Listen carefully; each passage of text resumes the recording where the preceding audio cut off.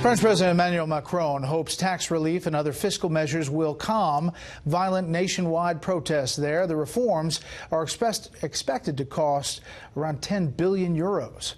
French Ambassador to the United States, Gerard Araud, joins me here on set. Mr. Ambassador, thanks for being here. First, this breaking news out of Strasbourg. There's a death toll now. The Associated Press has it at 4. A shooting in a Christmas market. Suspect wounded. Anything? It says a terrorism investigation. Well, apparently, you know, I don't have, of course, news. It has happened a few hours ago.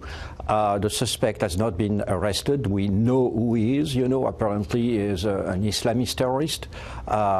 He's chased. There are 3 or maybe 4 people who have been killed, but at least 12 have been wounded. We have been facing this challenge for some time now, unfortunately. The threat from radical Islamism, yes, is still there. I want to turn to the protests. It seems, I mean, here is the French president in his address to the nation. Take a listen. I feel the anger. Give us another chance. I want to see an immediate and real improvement in the salaries, and this is why I am ordering an end-of-the-year bonus for all employees without any tax. You know, he's increasing minimum wage, proposal tax cuts for retirees, other concessions as well, and yet it doesn't seem like that's stopping the protests. You know, in a sense, the powder keg of the explosion was more or less what we are seeing in the US, in UK with Brexit, everywhere. We have in France, like in this country and elsewhere, we have millions of citizens who consider they have been left behind by globalization, automation. You know, it's the lower middle class, the people living in small cities, in rural areas, and they are rebelling.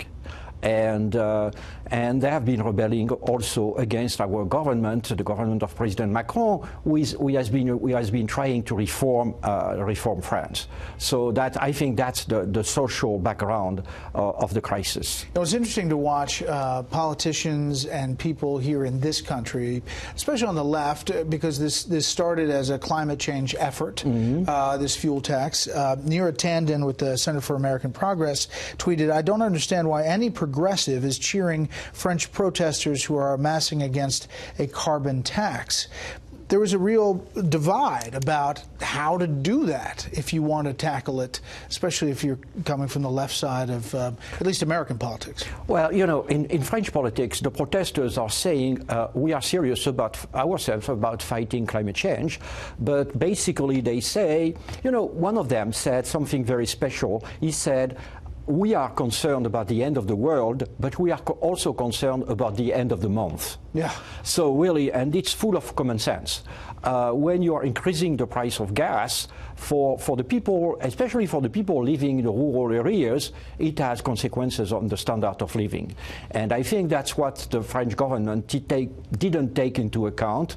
So now I think the president has decided to face this problem. Right, so he lists all these concessions. He says, I'm sorry. He wants to do all of these different things, yet it doesn't seem to be appeasing the protesters, which have cost your country a lot of money in tourism and in shopping and everything else. For France are very good demonstrators, and that's a tradition in our country. We are going to see, you know, and of course there are always people who are not satisfied with what the president has decided, but I think we are going to see in the coming days whether these demonstrations are going to be as strong as they were last week. The relationship between President Trump and President Macron, largely talked about when the two visited, that it was very warm.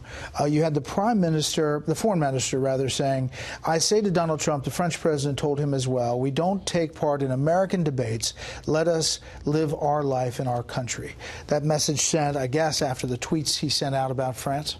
Well, you know, in a family, you have very good squabbles. So in a Franco-American relationship, you have bumps. We have had bumps. You have bumps. But fundamentally, the relationship between the two countries remain excellent. And they still talk. And they still talk. They talk a lot on the phone, yes. I want to turn to another foreign policy issue, and that is Iran. They've just tested some long-range ballistic missiles. France was actually on the forefront of really cracking down on Iran in the nuclear agreement. Where do you see Iran today, and what could be happening? you know, basically what we have been telling our American friends is that we take very seriously what the Iranians are doing in terms of missile activities, in terms of terrorism, in terms of regional aggression, and that we were ready to work with the American on that. There was a negotiation actually between the three main European countries and the US on this issue. So we are still ready. We are still ready to work with the American on. Really, we share 100% the concerns of the Americans. Do you think a deal is going to be repurposed? We really, basically, we say we do consider that the decision of the American administration to get out of the Iran deal was a bad decision. But we hope that we can work together on the other issues I've referred to: terrorism, regional activities, and missiles. And actually, there are negotiations between the Europeans and the Americans on these issues. Well, Mr. Ambassador, we appreciate your time. Thank you very much. Thank you.